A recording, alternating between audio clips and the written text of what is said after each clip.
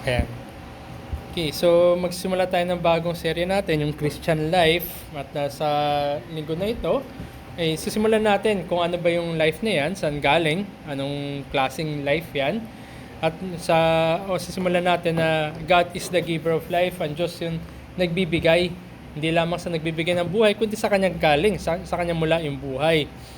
Doon sa hardin, nung ginawa ang tao, sabi nga ulit, Genesis 2:7, Then the Lord God formed the man of dust from the ground and breathed into his nostrils the breath of life, and the man became a living creature.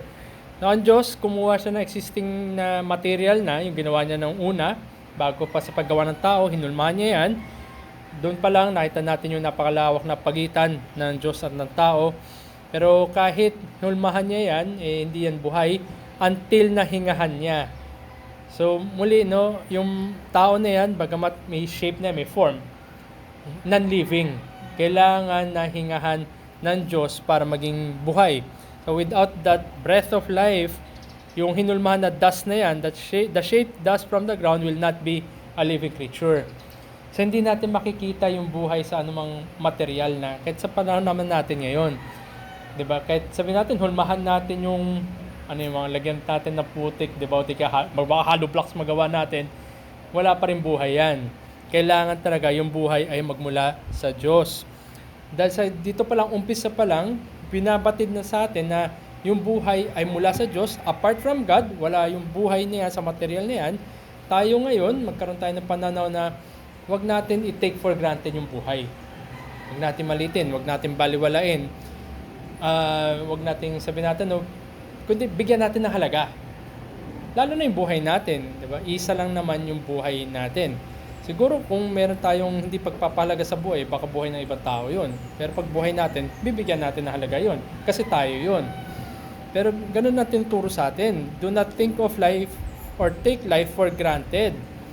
Mabuhay tayo na may full consciousness, na alam natin kung saan nagmumula yung buhay, saan galing. Ito'y galing sa Diyos. Mahalaga. At yan rin ay nasa magandang pagpaplano ng Diyos. Diba? Ginawa niya ang tao ayon sa kanyang wangis. At hindi lamang sila hinulmahan, pati yung hininga mismo ng Diyos na nandoon, yun yung buhay. Kaya makita natin, no, wala sa anumang hindi mapapantayan ng anumang material o physical yung buhay ng tao. Huwag natin sukatin yung buhay natin sa anuman na pwede nating hawakan o mabilang. Iba pinapresyohan. Hindi ganoon. Ang buhay ng tao ay walang halaga.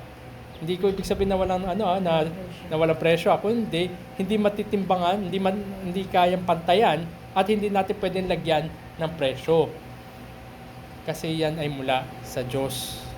Hindi natin mabibili yan. Hindi natin magagawa. Bahay, building, nagagawa yan. Pero buhay, hindi yan. Kasi ang buhay, di ba, either buhay ka or patay. Yun lang naman yun eh. Pagpatay ka na, hindi mo naman na kayang buhayin. Walang Frankenstein, di ba? Parang ganun. Kundi, yan ay mula lamang sa Diyos. Kaya magkaroon tayo na full consciousness na napakahalaga ng buhay. Dahil, pag dumating yung araw na babawiin na yung buhay sa atin, ano may iwan sa atin? Yung katawan lang, di ba? Alabok, babalik tayo sa alabok. Yung material, yung katawan na iiwan natin, babalik lang rin naman yan kung saan tayo nagmula. So, etong bagay na to, yung sabihin natin, non-material na component ng tao, pahalagahan natin. Ito yung mula sa Diyos. Hindi to nasa akin. Hindi to, ibig sabihin, hindi to nasa kamay ko. Hindi ko rin ilalagay yung buhay ng iba sa kamay ko at yung buhay ko sa kamay ko. Papahalagahan ko yung buhay ko at buhay ng ibang tao dahil yan nga ay mula sa Diyos. At isipin rin natin, no, habang nabubuhay tayo, isipin natin na yung mga kaisipan natin, dahil nga buhay natin mula sa Diyos, maganda rin na pagbulay-bulayan natin yung mga bagay na, iba pang bagay mula sa Diyos. Hindi lang yung nakikita ng mga mata natin, mga material. Although, yan ay ginawa ng Diyos, di ba? Mga bundok, mga puno, mga hayop, yung ulap na nakikita natin, ginawa ng Diyos yan.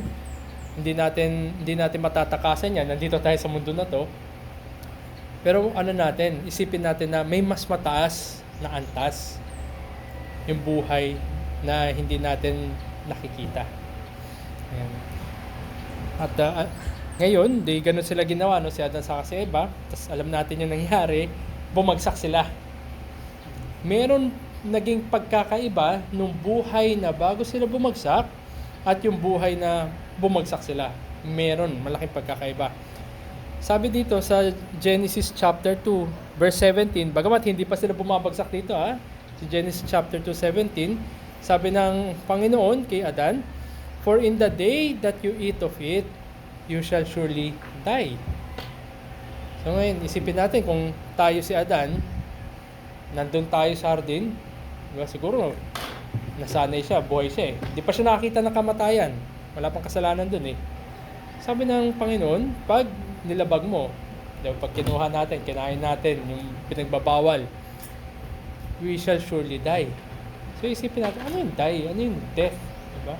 Hindi pa ako nakakita nun. Wala nga sa konsepto niya nun. Kasi lahat dun, di ba, magaganda at good, very good, lahat buhay, wala pang patayan, wala pang anything. So ngayon, may pagbabago, ano kaya yun? So ibig sabihin lang, dahil nagbigay ng babala ang Diyos, yung kamatayan, ikabaliktaran yan ng buhay. Kasi pag nilabag ni Adan yung utos na yon, you shall surely die. So merong pagkakaiba, opposite ng buhay yung patay. To die is the opposite of to live. Diba? Hindi naman agad na pinatay, hindi naman kaagad binawi kay Adan yung buhay, di ba? Pero nagsimula siyang mamatay. Di ba? Unti-unti. Di ba? Aside sa yung effects ng aging, di ba? Yung rin, unti-unti humina yung katawan niya. Diba? Although yung buhay ng mga tao nun dati, di ba? 900, mga ganun. Pero naranasan niya na unti-unti niyang nararamdaman yung epekto ng mga taon. Tayo siguro, kung nabuhay tayo, 70, 90, mga ganyan. And really, 101 ba? Oo. Pero walang-wala kumpara kay Adan, di ba? Times 9 times. Pero ganun pa man, kahit sa maising panahon na yun, sa Enrile yun, tayo kaya, hanggang saan tayo aabot, di ba? 70 nga, bonus na. Iba nga, 40 pa lang, di ba? Di ka 30 pa lang. Meron nga akong mga kaklase dati hindi. Huwag nyo naisipin yung edad. Mga yung panahon na nasa 20 pa lang kami, yung iba namatay. Na stroke. Ganyan. So makita natin, di ba, na although binibigyan tayo ng buhay, dahil nga bumagsak si Adan, nandun na ngayon, may realidad na yung konsepto ng kamatayan, hindi naman agad na kinuha kay Adan, pero unti-unti.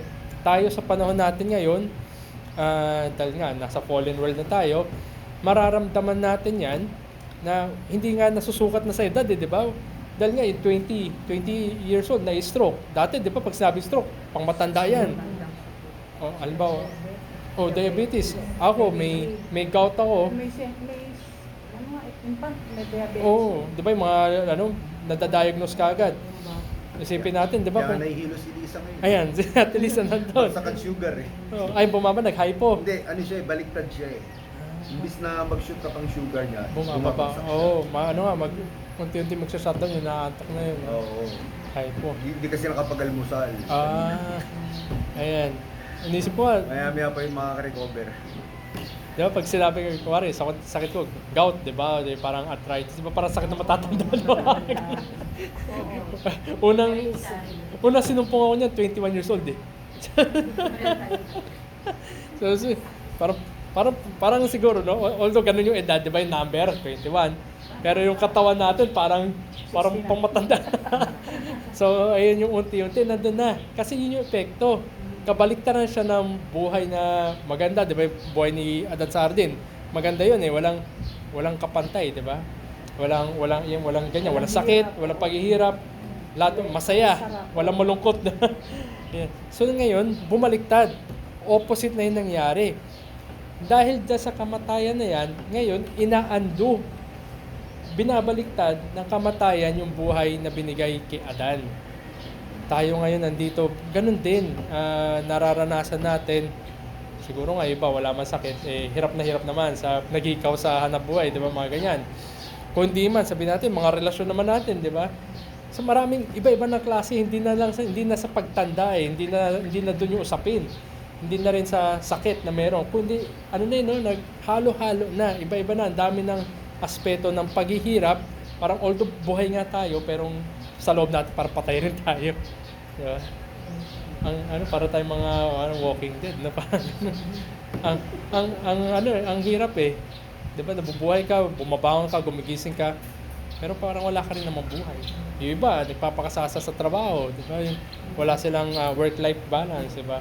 Naapektuhan yung yung iba pamilya, ganyan. Yung iba kalusugan nila na puro siguro trabaho ng trabaho, 'di ba? So nandoon nababaliktad yung disenyo ng Diyos sa magandang buhay dahil doon sa kasalanan. So bumaliktad na siya.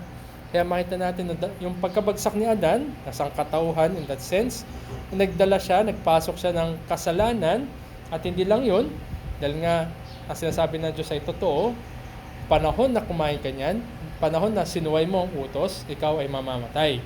So hindi lamang kasalanan na pumasok, pati yung kamatayan pumasok doon sa maganda at napakagandang creation ng Diyos. So mula doon sa ginawa si Adan, mula sa alabok, hininga ng buhay, magandang buhay ito, hanggang doon sa nahulog na, tayo, tumatamasa na tayo, wala na sa edad yan, wala na rin sa sakit. Diba, yun nga, naghalo-halo na, mga relasyon, hanap mo yung mga ganyan. So ito na, ang naging problema sa buhay natin. Kaya, hindi natin ma-picture ano yung itsura nung, alam lang natin na maganda, yung buhay ni Adan sa Arden, diba, wala pa kasalanan. Alam lang natin kasi, kino-compare natin sa ano meron tayo. Diba? Meron tayo sakit, meron kamatayan, may pagtanda, may iba-iba ng gulo na pinapatay rin tayo. So doon lang tayo nagkakaroon ng larawan kung anong klaseng buhay meron doon. Ngayon, ang makita natin dito, no, dahil nga itong mundo na to, saka itong buhay na meron tayo sa estado natin ngayon, kabaliktaran yan ng intensyon ng Diyos sa kanyang nilikha, magkaroon tayo ng naisin, ng desire na at pag-asa na dadating yung araw na maibabalik yung nawala. Yun naman yung pangako ng Diyos, di ba, sa bagong langit at bagong lupa. Mas maganda pa nga, mas sigit pa kaysa doon sa hardin na ginawa, doon sa unang ginawa. Dahil kasi unang ginawa ng Diyos, nandun yung testing ni Adan at siya bumagsak.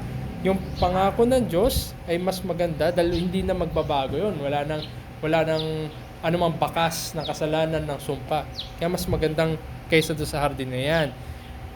Kung kaya, dahil ang lahat pala na nasa paligid natin, ang epekto nito ay kamatayan, sakit at anuman, at yung marami pa, huwag natin hanapin yung satisfaction natin sa anuman meron dito sa mundo na to. Tandaan natin, kabaliktaran niya ng buhay na intensyon ng Diyos na matamasa.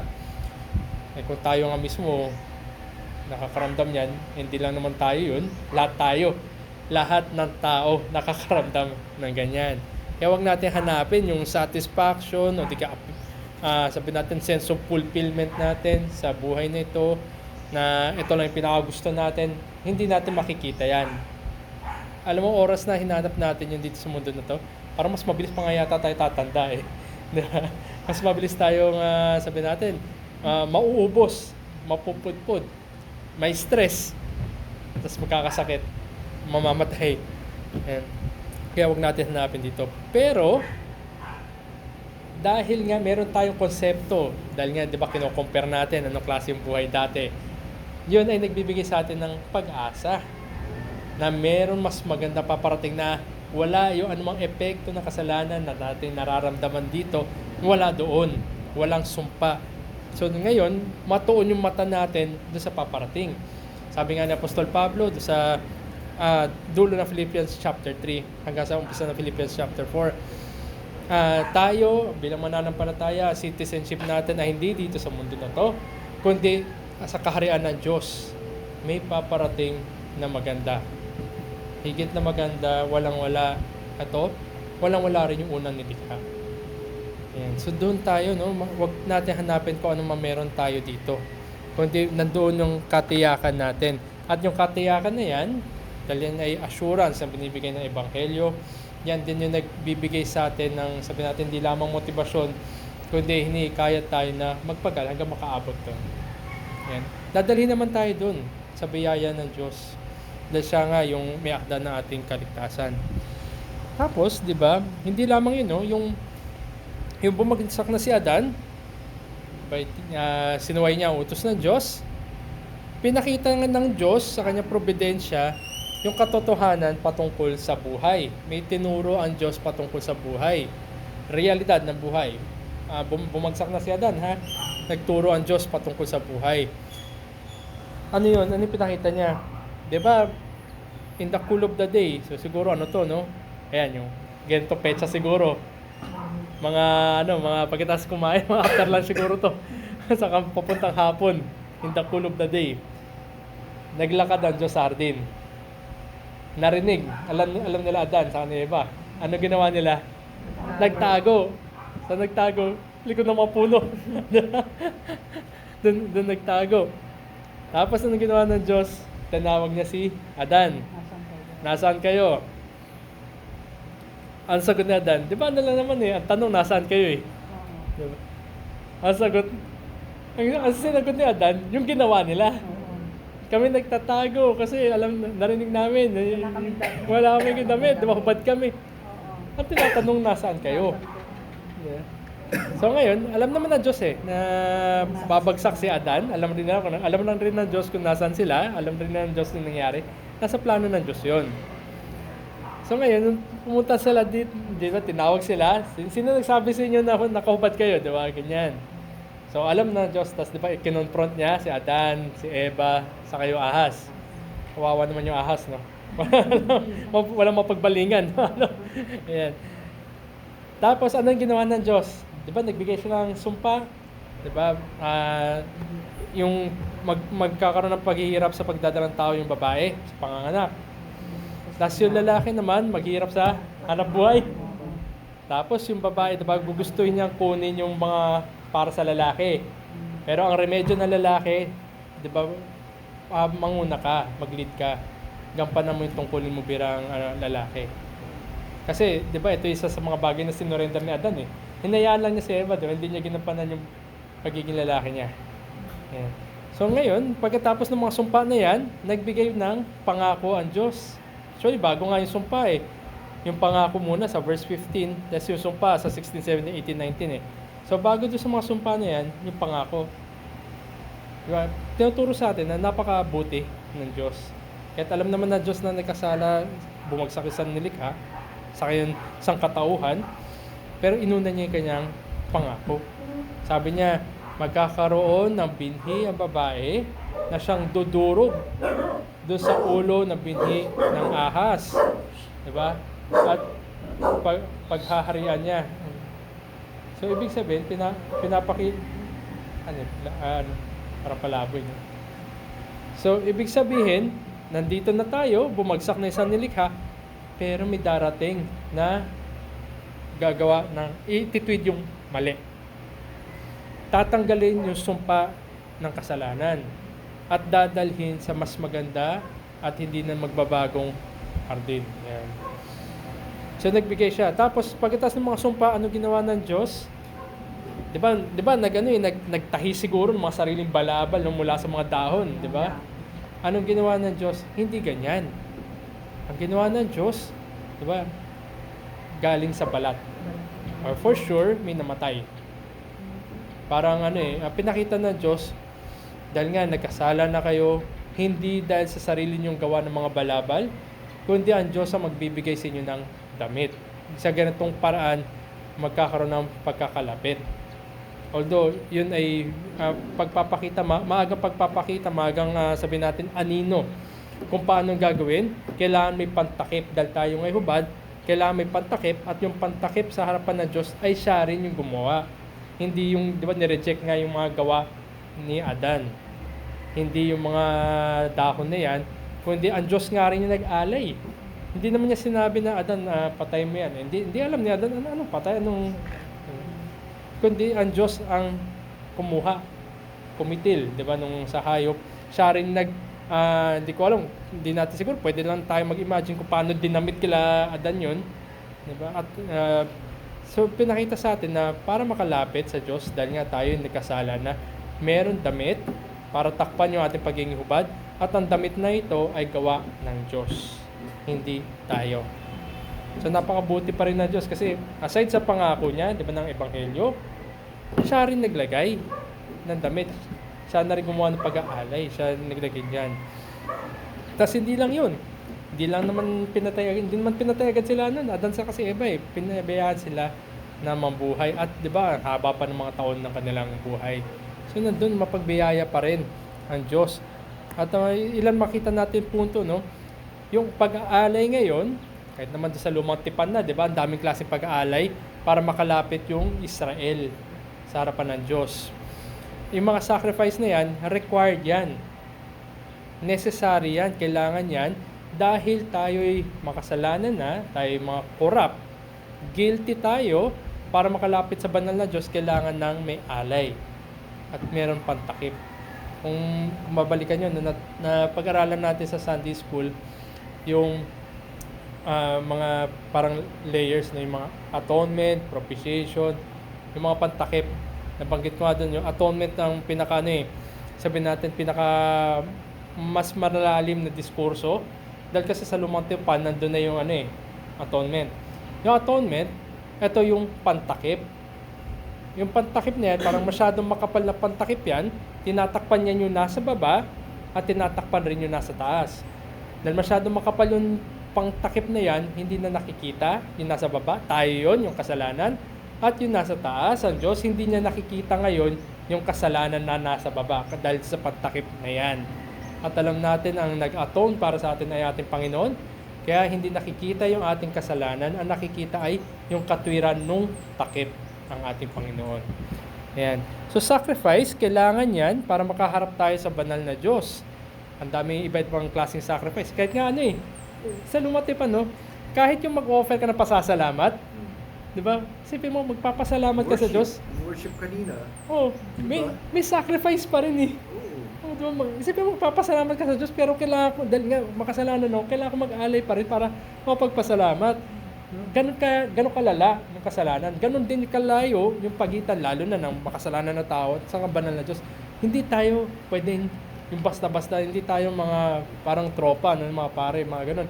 Hindi. Meron tayong dapat alay para makalapit sa Diyos. At ganun din, yung mga sabihin natin, Old Testament saints. Nagpapatuloy sila sa paghahandog ng mga alay na yan. Ginagawa nila yan, knowing full well, alam nila for sure, dahil nga, yung pangako ng Diyos kila Adan, umabot naman sa kanila yun by word, di ba? Pinapamuhay pa nga nila Sabi nga, doon sa Deuteronomy, di ba, na isasabit. Di ba? Pagkagising mo, inaaral mo na, di ba? I-memorize mo yung batas ng Diyos, saka yung salita ng Diyos. Alam nila, yung kasama dyan yung pangako ng Diyos. At alam nila, sa pagpapatuloy nila ng pag-aalay, paghahandog, darating yung time na matitigil din to. Pag dumating yung pangako ng Diyos. Mahinto yung mga alay na yan. Magkakaroon ng, sabi natin, end date sa mga sacrifices na yan. At kahit naman sa mga sacrifices na to, di ba, binigay na ng Diyos para sa ganitong layunin, ganito yung alay nyo, yung handog nyo. Pag ganito naman, ganun, marami siyang binigay na parang policies o yung parang matrix siguro sa atin kung anong klaseng alay para sa anong layunin. Pero kahit naman binigyan sila, nag-fail pa rin naman yung Israel. Diba, hindi nila nasunod. Iba nga, hindi na nag-aalay. Iba, kinukuha na lang yung mga bagay na maganda. They failed. Israel failed. Hindi sila naging matapat sa Diyos kahit binigay na sa kanila kung anong gagawin. Pero kabutihan na Diyos, bagamat hindi faithful yung Israel, faithful pa rin ang Diyos. Diba? Tapat pa rin ang Diyos. Hindi siya nagbabago Sino siya dati, sino siya ngayon, sino siya magpawalanggan, siya ay tapat. Siya ay banal. Hindi nagbago ang Diyos. Dahil sa kanyang katapatan at sa kanyang pangako nga na i-undo yung buhay na bumagsak, sa kanyang kabutihan at katapatan sa kanyang tipan, dumating yung time ng kanyang pangako. Sabi nga Galatians 4:4, di ba? In the fullness of time, pinadala ng Ama yung kanyang bugtong na anak. God sent forth His Son. So nandoon, itong pinadala ang Ama. Ito yung pangako na mula pa na sinabi kay Adan. At ang misyon na itong pinadala ng Ama ay para i-restore yung buhay na bumagsak. Kasi yun na may problema, di ba? Yung dahil ng kasalanan, yung buhay bumagsak. Kamatayan ang pumalit. Ngayon, itong pinadala ng Diyos, alam natin si Jesucristo, nung nabuhay si Jesucristo, yung nandito siya sa mundong ibabaw, sa kanyang earthly ministry, si Jesucristo, di ba, pinahayag niya yung kanyang sarili. Parang yung scripture reading natin kanina, di ba? Pinahayag niya Jesucristo. Ano naman di ba sinasabi naman niya, pinapakilala niya sarili niya. Lalo na, nasa John tayo, ang daming yung mga I am statements ni John. Pinapakita ng ating Panginoon kung sino siya. Ano yung kanyang gagampanan. At isa nga doon sa kanyang gagampanan ay patungkol doon sa aspeto ng buhay. Buhay na nasira dahil sa kasalanan. Ilan lang yung mga aking nilista. Ibabalik na ni Jesus yung nawala na kalidad. Sabi niya dito kunwari, sa John chapter 6 verse 35, I am the bread of life. Whoever comes to me shall not hunger, and whoever believes in me shall never thirst. Dahil bumagsak na sa kasalanan ng tao, gugutom. Nakikita rin natin, taggutom, di ba? Yung mga ibang bansa rin, di ba? Di kaya ibang lahi, wala makain, namamatay sa gutom. Same goes sa kauhawan. Pero malala rin sa iba, parang walang kabusugan naman yung iba. Di ba? Kahit sabihin natin, puno na sila, yun, nandun, epekto ng kasalanan.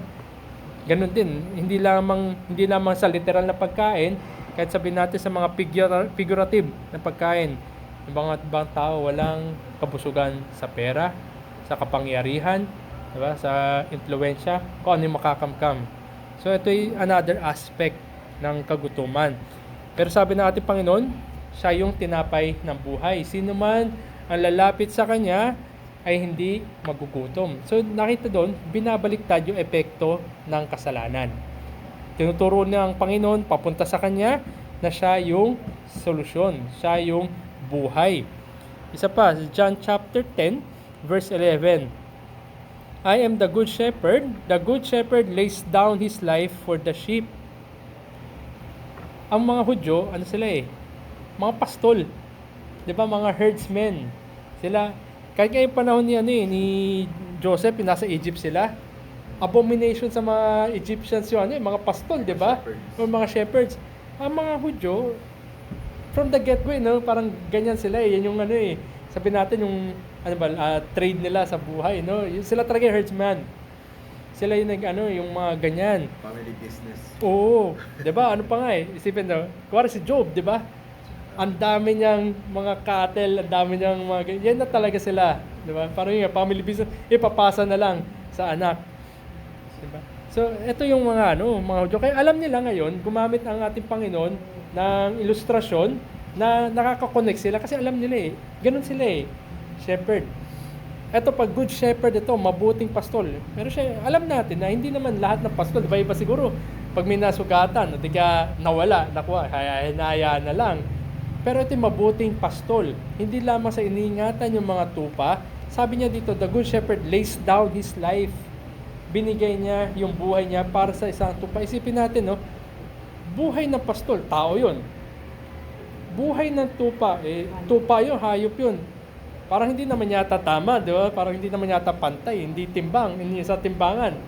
Pero dahil nga ito yung mabuting pastol, nandun yung pag-aruga niya, nandun yung concern niya sa buhay, yung gap na layo, pinapakita rin sa atin yung pagitan ng buhay na meron tayo na bumagsak, at ang Diyos yung kanyang buhay na siya yung nagbibigay. Ngayon, parang another invitation to na ibibigay niya yung buhay sa mga tupa. Diba? Ang Diyos, hiningahan niya si Adan, yung alabok na buhay. Ngayon, pinapakita rin sa atin na ang Diyos, si Jesus, ilalay down niya, ibibigay niya yung buhay niya para sa kanyang mga tupa. Sa John 11:25, I am the resurrection and the life. Whoever believes in me, though he die, yet shall he live. Saan ba nanggaling yung kamatayan? Di ba? Dahil kay Adan. Di ba? The moment of you eat of it, you shall surely die. Nangyari. Pero sabi ng ating Panginoon, siya yung buhay at pagkabuhay muli. Sino man yung manampalataya sa Kanya, although mamamatay siya, pero siya ay mabubuhay magpawalang hanggan. So yung buhay na magpawalang hanggan, binabaliktad nito yung kamatayan. Although dadaan sa kamatayan yung tao, pero pagkatapos ng buhay magpawalang hanggan. So muli pinapakita ng ating Panginoon na yung mission niya, i-restore na mas maganda yung buhay na nasira ni Adan. Pinag-usapan natin yung yung life. Yan. Ito isa pa, yung kanina, John 14:6, I am the way, the truth, and the life. No one comes to the Father except through me. So matapos niya sabihin yung ilang mga nabanggit ko kanina, pinapakita ngayon ni Jesus na siya yung daan sa Kanya. Yung daan. The way, the truth, and the life. So ilang beses, no? Apat na verse lang sinulat ko, karang dami pa niya, patungkol doon sa buhay. Apat na verse na, pinapakita ng ating Panginoon na nasa Kanya yung buhay. At sa pamamagitan lamang niya, maaandu, mas magiging maganda, at ang buhay na binibigay niya ay buhay magpawalang hanggan. Hindi na kailanman babagsak sa kasalanan, hindi na maapektuhan ng mga pagtanda, sakit, o ano man as in, mas maganda pa nga, kasi sa hardin, nababago pwede bumagsak nga, di ba sa hardin? Eto, magpawalang hanggan, wala nang magbabago. Ayan. So dito, nakita natin na tanging si Jesus lang, only Jesus Christ has and gives yung quality ng buhay na yan. Ang quality nun ay everlasting life. Kung yung buhay nga, di ba sabi natin kanina, hindi natin malalapatan ng halaga. Paano pa everlasting life? Yung buhay, walang katiyakan, buhay dito. Sabi nga nila, ano lang yung tiyak dito sa mundo na to? Death and taxes. Diba, kamatayan at pagbubuwis, yun lang yung tiyak sa buhay na ito. Pero ang binibigyan natin, Panginoon, ay buhay magpawalang hanggan. Quality, life everlasting. At kung ang isang tao without Christ, ano yung kanyang buhay? Ano yung itsura na kanyang buhay kaya niya? Siguro, no? Ang tao na wala kay Kristo, marahil siguro kahit sabihin niya busog siya, wala siyang pangangailangan na mayaman, na mataas pinag-aralan, lahat siguro nasa kanya na, pero wala siyang ano pa rin, bangkarote pa rin. Diba? Wala. Parang halo, parang walang laman yung loob. Parang siyang tumikilos lang na hinulmang alabok, diba? Parang ganun. Maybe full, but spiritually and eternally, siya'y gutom at nauuhaw. Spiritually at magpawalang hanggan, eternally. Hindi lamang yun. Itong tao na to, siya ay tutugon, siya ay sasagot, at siya rin yung magbabayad sa pamamagitan ng kanyang buhay, at ang kanyang pananagutan ay yung magpawalang hanggan sa kahatulan. Isipin mo, kunwari tayo dun, ipambabayad mo yung buhay mo. Ang buhay mo ay bumagsak na walang halaga kung tutusin. Pangit. Pero pambabayad natin, tayo mananagot sa harapan ng Diyos. At ang kapalit nun, magpawalang hanggang kahatulan. So ito yung kinakaharap na isang tao na wala kay Kristo dahil ang buhay niya ay naiwan sa kasalanan. At hindi lang yan. Bagamat buhay siya, patuloy pa rin yung kanyang, sabihin natin, yung kamatayan niya, dying. Patuloy pa rin siyang mamamatay. At siya ay mamamatay at mairaranasan niya yung tinatawag na ikalawang kamatayan. Sabi nga natin, Panginoon, kanina, di ba? Although he dies, he will yet live. Sa mga wala kay Kristo, he will die. Di ba? Yung unang kamatayan. Yung pag sinabi ng Biblia, yung second death, ito na yung magpawalang hanggang kahatulan. At sino man na kay Kristo ay hindi mararanasan yung magpawalang hanggang kahatulan. Dahil meron siyang buhay magpawalang hanggan. Yan. At hindi lamang yan, dahil sa kasalanan ng tao, maghanap siya ngayon ng iba-ibang ruta para makakuha, para makatagpo ng landas na magbibigay sa kanya ng palayo sa kahatulan. Ayun yung yun yung gagawin ng tao. Siya mismo nagagawa ng paraan. Sabi nga natin, Panginoon, di ba? I am the way. Dahil ang ating Panginoon siya ngayon daan, nasa kanya yung buhay magpawalanggan. Siya yung nagbibigay ng buhay magpawalanggan. Sino man yung nananampalataya sa kanya yung mabubuhay magpawalanggan. Ang tao na wala kay Kristo, gagawa ng sariling daanan. maubos yung kanyang buhay paghanap niyan at in the end, hindi niya makukuha. Yan. Masalimuot. Oh, ayan. Sige. So siguro no, concluding lesson lang, dahil sa tingnan natin ngayon yung buhay na ito yung mula sa Diyos, diba? Sa kanya nag-originate, hiningahan lang si Adan kaya siya nagkaroon ng buhay. Dahil nga sa kasalanan, bumagsak na itong buhay na ito. Pero sa kabutihan na Diyos, kanyang katapatan, na kay Jesus, pinahayag ni Jesus na nasa kanya yung buhay. At tayo ngayon ay tinatawag upang magsisi sa kasalanan at manampalataya lamang sa kanya para sa buhay magpawalang hanggan. Ang lesson sa atin, ang buhay na ito na kay Kristo, na binibigay niya sa mga tao, bungad ng kamatayan ni Jesus. Diba, nilay down niya yung kanyang buhay para tayo parang kanina, kinanta rin natin, diba, in Christ alone. Binigay ni Jesus yung kanyang buhay para sa atin upang tayo ay mabuhay magpawalang hanggan. Diba? Ano yan eh? Hindi natin parang hirap bigyan ng timbang, di ba? Ang hirap i-grasp. Di ba? Pero magpasalamat tayo sa Diyos dahil ginawa ni Jesus, hindi niya pinagkait yung kanyang sarili. Yan. Sabi nga dito sa John chapter 20 verse 31, "But these are written so that you may believe that Jesus is the Christ, the Son of God, and that by believing you may have life in His name."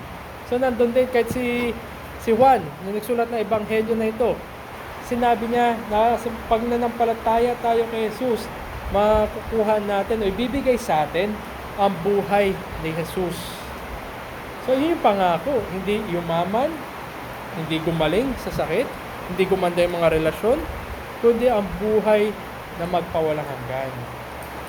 Kaya wag natin isipin o wag tayo maghanap na mabuhay tayo, kasi pwede natin baguhin yung panlabas eh. Pwede tayo sabihin natin maging mabait. Kung dati palamura ka, hindi ka na maging magmumura. Diba? Kung yung dati ganyan ka, ngayon, pwede natin pwede natin pekein, kumbaga. Pwede natin kondisyonin yung sarili natin. Pero tayo ay tumatanda, mamamatay pa rin. Ngunit ang tao na kay Jesus, although mamamatay siya at matanda siya, pero siyang buhay magpawalang hanggan. Ayan. Kaya wag natin isipin, o wag natin tangkain na baguhin yung panlabas. Again, yan ay paggawa ng another way. Gagawa ng ibang ruta yan na wala naman talagang patutunguhan. Wag natin baguhin panlabas, kundi higit na concern natin dapat yung panloob, yung buhay. Tandaan natin, isa lang yung buhay natin. Saan ka kung na pagdating ng araw na yon? Tapos isa pa, ang buhay na ito, ang buhay na to pwedeng pekein din, no? Sabihin natin, parang, ay, napaka-reliyosong tao na to. Tuwing Sunday, buong araw sa church, baka lumampas ka na sa langit yan, di ba? Sinasabi na ganun. Pwede natin pekein sa pamamagitan ng mga reliyosong mga ginagawa. Di ba? Kung kanina, isasabi ko, parang nagiging mabuti, nagiging mabait. Ito naman, mas malala, nagiging reliyoso. Di ba? Parang, kasi, mundo natin, pag sinabing reliyoso, ay, banal. O di ka, no? Nakikita, nakasabay sa jeep, naka-flex pa yung Bible. Ay, ano siguro to? No, ganun yung connotation, di ba? Tapos nakapolo, nakabarong pa siguro. Ano siguro to? Pwede natin pekein kahit yung mga panlabas, kahit maging reliyoso pa yung itsura natin, kaya araw-araw, nagbabasa ng Bible, baka nga pasigaw pa yung pagbasa para na marinig na iba. Pwede natin gawin yun. Pero again, yung buhay natin namamatay at hatulan tayo. Kaya nga sabi dito, ang tanging daan lang ay ang buhay na matatagpuan na binibigay ni Jesus sa pananampalataya. Yan lang yung paraan para ma-undo yung buhay na binigay ni Adan dahil bumagsak na. Although yung buhay na yan ay mula sa Diyos, pero tingnan natin ginawa ni Adan, binagsak niya, na yun din yung napasa sa atin na buhay ngayon. At ngayon ay pinapaalalahanan tayo na may paraan, at ang paraan lang ay kay Jesus. So yun, ito po yung yung itutuloy natin. So for now, no, pahalaga natin buhay, huwag natin balagwalain, at yung himalaga ay buhay na magpawalang hanggan. So ito po yung yung parang first installment ng ating pag-aaral. Ito yung rin, isa sa challenge dito.